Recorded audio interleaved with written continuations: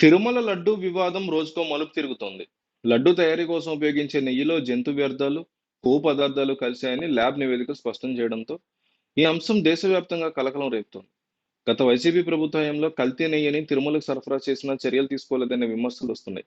ఈ అంశంలో నెయ్యి సరఫరాదారులతో పాటు నిర్లక్ష్యంగా వ్యవహరించిన టీటీడీ బోర్డు, మాజీ సీఎం జగన్ నిందితులేనంటూ తీవ్రంగా చర్చ జరుగుతున్న క్రమంలో వైసీపీ అధ్యక్షుడు జగన్‌కి కల్తీ నెయ్యి మరకలు అంటకుండా ఉండేందుకు ఏపీ ప్రభుత్వం మాజీ అదనపు అడ్వకేట్ జనరల్ పొన్నగోలు సుధాకర్ రెడ్డి విశ్వ ప్రయత్నాలు చేస్తున్నారు.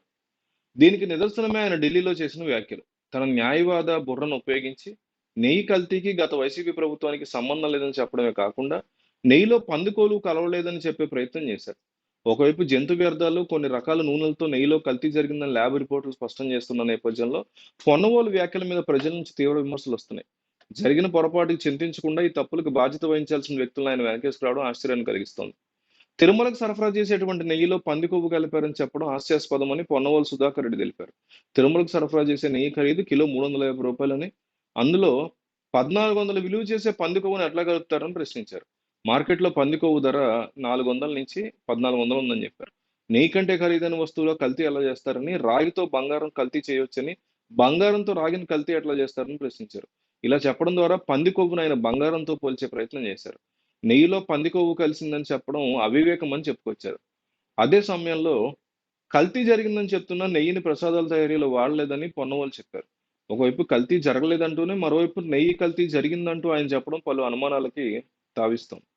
తిరుమల లడ్డూ ప్రకారం ప్రసాదం తయారీ కోసం ఉపయోగించే నెయ్యిలో జంతు వ్యర్థాలు, కొన్ని రకాల నూనెలు కలిపారని, పంది కొవ్వు కూడా ఉండొచ్చని ల్యాబ్ రిపోర్టులు స్పష్టం చేస్తున్నాయి. మరోవైపు న్యాయవాది పొన్నవోలు సుధాకర్ రెడ్డి ఖరీదైన పంది కొవ్వుతో నెయ్యి కల్తీ చేయడం ఏమిటని ప్రశ్నిస్తున్న తరుణంలో కావాలని ఎవరైనా కుట్రకు పాల్పడ్డారా అనేది అనుమానాలు వ్యక్తం చేస్తున్నటువంటి సిచ్యువేషన్ కనిపిస్తోంది. ఆయన లా తెలివితేటలు ఇంతటితో ఆగిపోలేదు. రిపోర్ట్‌లో ఎస్ వాల్యూ తక్కువగా ఉందంటే కల్తీ జరిగిందని అర్థమని, కానీ అది పంది కొవ్వు కాదని ఆయన చెప్తున్నారు. అంటే కల్తీ జరిగిందని ఆయన ఒప్పుకుంటున్నారు కానీ పంది కొవ్వు కాదని మాత్రం ఆయన వాదన. పంది కొవ్వు గురించి తనకు తెలిసినంతగా ఎవరికీ తెలీదన్నంతగా కాన్ఫిడెంట్‌గా ఆయన వాదిస్తున్నారు. పొన్నవోలు చూసి జర్నలిస్ట్ కూడా ఆశ్చర్యపోయారు. రేపు సుప్రీంకోర్టులో, హైకోర్టులో దాఖలు చేసిన పిటిషన్ల మీద విచారణకొస్తే ఇదే వాదన రెడీ చేసుకుంటారేమో గానీ, ఆయన వాదన మాత్రం జగన్, పొన్నవోలు రేంజ్‌లోనే ఉందని అర్థమవుతుందని ఇతర పార్టీ నేతలు కూడా సెటైర్‌లేస్తున్నారు. రోడ్డు ప్రమాదాల్లో చనిపోయిన కళేబరాలను తెచ్చి, తరలించి వాటిని సంచిలో తీసేటువంటి వ్యర్థాలు, ఎముకలతో తయారీ చేసేటువంటి నెయ్యి, నూనెలను మార్కెట్‌లో తరలించి అమ్ముకుంటున్నారన్న వార్తలు ఎన్నో చూసాం. తరచూ అలాంటి కుటీర పరిశ్రమలు గూడా పట్టుకుంటూ ఉంటారు. పొన్నవోలు అత్యంత స్వచ్ఛమైన పంది కొవ్వును తెచ్చి నెయ్యిలో కలుపుతున్నారని, అది చాలా కాస్ట్‌లీ అని ఫీల్ అవుతున్నారు.